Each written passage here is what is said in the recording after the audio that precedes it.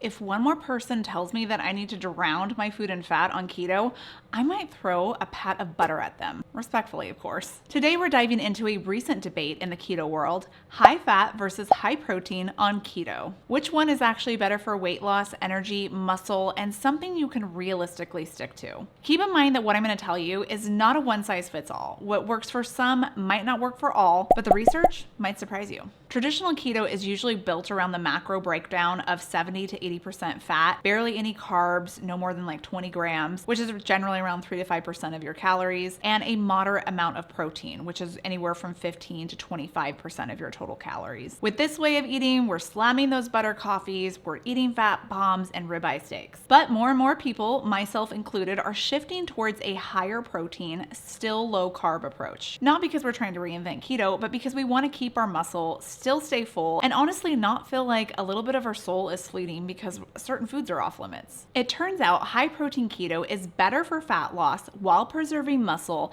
and just feeling full without feeling the need to drink a gallon of heavy cream or eat a stick of butter. Let's go into the science. Both high fat and high protein versions of keto can actually get you into ketosis. But how your body gets there is a little bit different. High fat keto, we're eating butter. We got butter in our coffee. Some people do fat bombs. A lot of people do more cheese than a Wisconsin tailgate. Your body switches over to burn fat for fuel. It runs on fat, both dietary and stored fat, and you're producing a lot of ketones. It's super effective for therapeutic purposes like diabetes, certain neurological conditions, epilepsy, and appetite suppression. High protein keto, your protein goes up to around 25 to 30% of your calories, depending on your fitness goals, your age, other parameters. I discuss all of this in my book that I have coming out. It's my high protein cookbook. I'll have it linked down below where you can pre-order it. It's going to be out in a few months. If you're following more of a high protein, low carb diet, not necessarily keto, around 30 to 40% of your calories are going to be from protein. Now with high protein keto, you're still keeping your carbs low. Some people keep them low enough to still be in ketosis, while others, like myself, bump them up to where you're considered more low carb. I like to eat around 50 carbs a day, sometimes less, sometimes more. You can still get into ketosis with this way of eating. It just might take a little bit longer depending on how low your carbs are. And your ketone levels might be a little bit lower since you might turn some of that excess protein into glucose. But the key is that you're still burning fat from your body, not just burning fat from what you're eating. Really though, it's not about weight loss. It's about keeping your muscle while you're torching fat. And that's where a high protein keto low carb diet wins. A huge meta-analysis of around 33 trials found that traditional high fat keto actually might lead to more muscle loss than other diets. Yikes, that's not good. If there is one thing that I can stress on my channel, one of the most important takeaways is that you need to preserve your muscle. After the age of 30, your body starts to lose muscle at a rate of around 3 to 5% with each decade.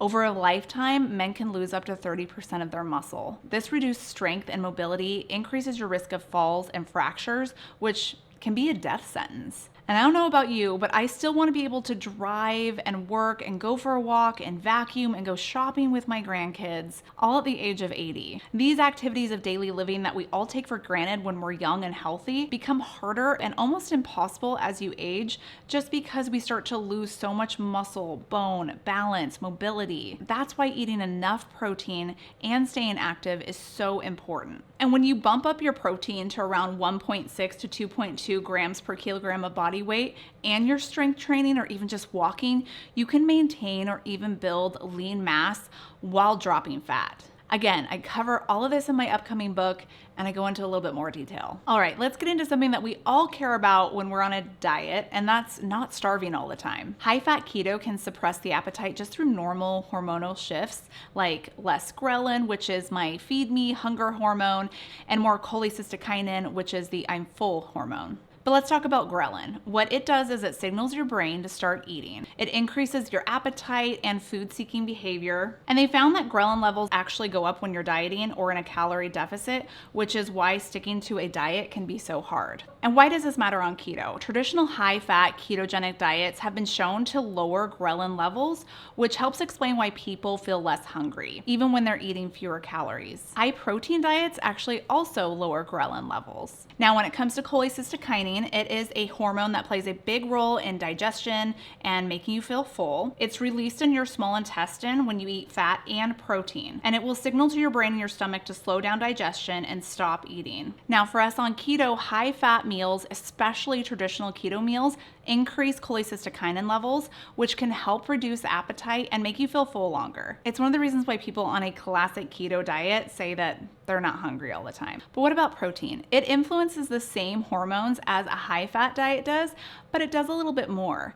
Satiety studies have shown that protein is the most satiating macronutrient, meaning that consuming protein helps you feel full and satisfied longer compared to fat and carbs. Like I mentioned before, protein helps reduce your hunger by influencing those hunger hormones. It also decreases the hunger hormone ghrelin, and it increases levels of hormones that signal the fullness, like cholecystokinin, and it also increases the glucagon-like peptide, which is the GLP-1. You guys probably know what a GLP-1 is. It's all the rage lately. GLP-1 is the hormone that's released after you eat, and it slows down stomach emptying and it increases feelings of fullness, and it also reduces the appetite, which is why it's used as a weight loss medicine. But protein does this naturally. It actually is secreted in the gut when protein is present. There is some research that shows that a high-fat keto diet actually inhibits GLP-1 secretion, usually just in the short term. There is some evidence that shows that that improves over time. But protein, it's actually helping secrete GLP-1. Okay, so which is better? You want the truth? The better version is the one that fits your goals. Let's break it down. If your goal is to lose fat and preserve muscle, I think a high protein keto diet where your protein is around 25 to 35% of your calories is the way to go. If you're trying to deal with health conditions like manage epilepsy, some neurological stuff, trying to kick diabetes, then I would go with a classic high-fat keto diet where 70 to 80% of your calories are coming from fat. If you're wanting to build strength and train hard, then I would go with a high-protein diet, but maybe bump up your carbs a little bit more so it's more low-carb, not quite as keto. And if you're just trying to get through life, maybe a mix of both, maybe do one of this for a while, try something else to that, have fun. There's no keto police out there checking your macros. If ketosis is your goal, you want rapid weight loss, you're building muscle and you don't want to feel like garbage, maybe a high protein keto diet is going to be right for you. Or if you don't care if you're in ketosis or not, or you just want to feel good and build and maintain muscle and you're happy with your weight, or you wouldn't mind losing a little bit of extra pounds, or maybe